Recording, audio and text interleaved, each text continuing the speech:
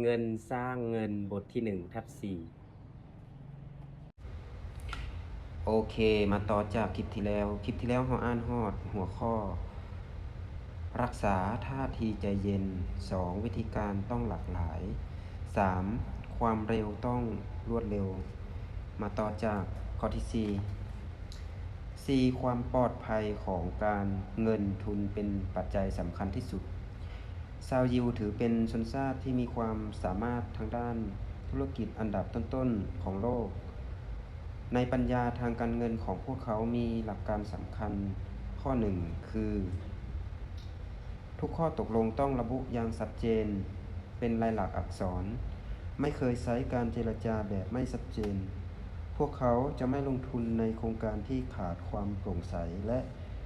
มักเรียกร้องให้ฝ่ายคู่ค้าจัดเตรียมเอกสารถูกต้องครบถ้วนด้วยเหตุ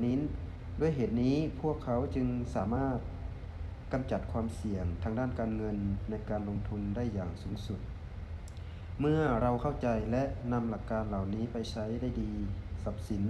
ส่วนบุคคลจะถูกบริหารจัดการอย่างมีประสิทธิภาพมากขึ้นเติบโตอย่างยั่งยืนและสร้างมูลค่าสะสมในระยะยาวกล้าที่จะปล่อยทรัพย์สินเพื่อให้ได้มาซึ่งทรัพย์สินมักจะดึงดูดสายตาผู้คนอย่างแรงกล้าผู้ที่มีทรัพย์สินมากมักถูกมองว่าแตกต่างหรือแม้กระทั่งพิเศษแต่ในความเป็นจริงเรื่องราวความสำเร็จเหล่านี้ไม่ใช่สิ่งที่ไกลตัวเลยพวกมันเกิดขึ้นรอบตัวเราอย่างเงียบๆทุกวันเพียงแต่เราอาจไม่เคยสนใจหรือยังไม่สนใจพอที่จะรับรู้เราทราบดีว่าแม่น้ำสายใหญ่ระหว่างทางไหลผ่านจะรับสายน้ำหลายสาขาและลำธารเล็กๆเพิ่มเติมอย่างต่อเนื่องส่งผลให้แม่น้ำใหญ่กว้างขึ้นเพราะแม่น้ำสามารถรับสายน้ำเล็กๆเหล่านั้นได้กลายเป็นเส้นทางที่ดีให้น้ำไหลสู่ทะเลพร้อมกันนั้นแม่น้ำยังค่อยๆปล่อยน้ำส่วนเกินออกในระหว่างทางทำให้ทุ่งนาอุดมสมบูรณ์สร้างบ่อและสภาพแวดล้อมทางนิเวศที่ดีระหว่างการเก็บและการปล่อยน้ำแสดงให้เห็นลักษณะของการหมุนเวียนและการไหลอย่างราบรื่นแล้วสำหรับคุณได้หมายถึงอะไรทรัพย์สินจะชื่อเสียงทรัพย์สินและชื่อเสียงที่เป็นของเราเรียกว่าได้แต่เมื่อได้แล้วจำเป็นต้องพิจารณาว่าสิ่งนั้นเหมาะสมกับความถูกต้องคุณธรรมมนุษยธรรมและกฎหมายหรือไม่หากเหมาะสมก็รับไว้หากไม่เหมาะสมก็ควรปฏิเสธการพร้อมที่จะปล่อยเพื่อให้ได้มาซึ่งทรัพย์สินนั่นเป็นสิ่งที่มีคุณค่าอย่างยิ่งในชีวิตผลประโยชน์ไม่ได้ควบคุมแค่ร่างกายของเราแต่ยังส่งผลต่อจิตวิญญาณของเราเมื่อเผชิญหน้ากับผลประโยชน์คนแต่ละคนมีวิธีตอบสนองแตกต่างกันขึ้นอยู่กับทัศนคติของคุณต่อผลประโยชน์นั้นผลลัพธ์ก็จะแตกต่างกันแต่ไม่ว่าจะอย่างไรหากคุณให้ทองคำแก่ผู้อื่นคนเหล่านั้นจะไม่เพียงแต่คืนเหรียญทองหนึ่งเดียวให้กับคุณเท่านั้นหลังจากได้มาซึ่งทรัพย์สินคุณต้องเรียนรู้ที่จะปล่อยวางและแบ่งปันเงินทองสำหรับเราคือเครื่องมือในการพัฒนาคุณภาพชีวิตเงินจะมีคุณค่าแท้จริงก็ต่อเมื่อมันแสดงให้เห็นถึงคุณค่าของตัวเอง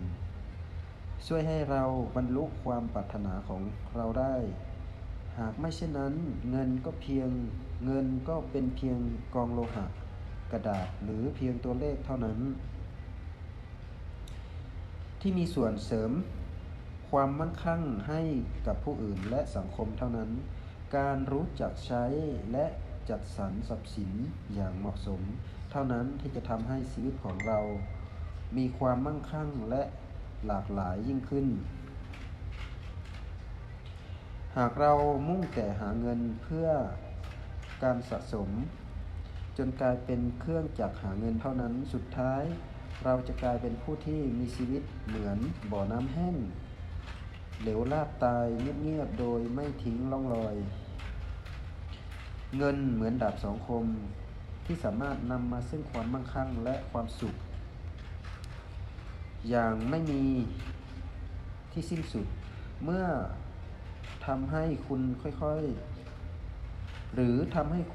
อยๆตกอยู่ในความลำบากคุณให้ความเคารพเงินเงินก็เคารพคุณคุณดูถูกเงินเงินก็จะถอดทิ้งคุณในเรื่องของเงินทองเราจำเป็นต้องให้ความสำคัญ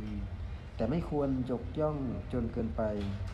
มีเพียงคนที่รู้จักปล่อยทรัพย์สินรู้จักแบ่งปันและใช้เงินทำความดีเท่านั้นที่จะสามารถประสบความมั่งคั่งได้อย่างง่ายดายหากใครคนหนึ่งถือครองทรัพย์สินจำนวนมากแต่ไม่รู้จักใช้ให้ถูกวิธีก็ไม่ต่างอะไรกับต้นหญ้าแห้งทรุดโทรมทรัพย์สินของเราจะถูกฝังไว้พร้อมกับความยากจนในจิตใจทัศนคติที่ถูกต้องต่อเงินคือการแบ่งรายได้บางส่วนที่เหมาะสมเพื่อช่วยเหลือผู้ที่ต้องการความช่วยเหลือทำไมจึงพูดเช่นนั้นประการแรกคุณได้เอามาจากสังคมดังนั้นจึงควรคืนกลับสู่สังคมด้วยประการที่2การกระทำนี้มีความเหมาะสมการกระทำนี้มีความหมายลึกซึ้งต่อทั้งตัวคุณเองและผู้อื่นสิ่งที่สำคัญที่สุดคือการกระทำนี้ไม่ได้พูดด้วยคำพูดแต่บอกกับตัวคุณเองและผู้อื่นอย่างเงียบๆว่าแค่เพียงความพยายามทุกคนสามารถสร้างอนาคตที่ดีได้โอเคถ้าแม่นไผอยากจะอ่านต่อแม่นไปอ่านใน YouTube หรือว่า Facebook เขาจะปักลิงก์ไว้ให้แล้วก็เข้าไปอ่านใน YouTube เลยเพราะว่าใน TikTok มันอัดคลิปบ่ได้ยาวเนาะเพราะฉะนั้นเขาจะอ่านตั้งแต่ต้นจนจบใน YouTube เอาลงใน YouTube ให้แล้วเข้าไปติดตามเข้าไปอ่านอยู่ในนั้นได้เลยและเอามาพัฒนาไปพร้อมกัน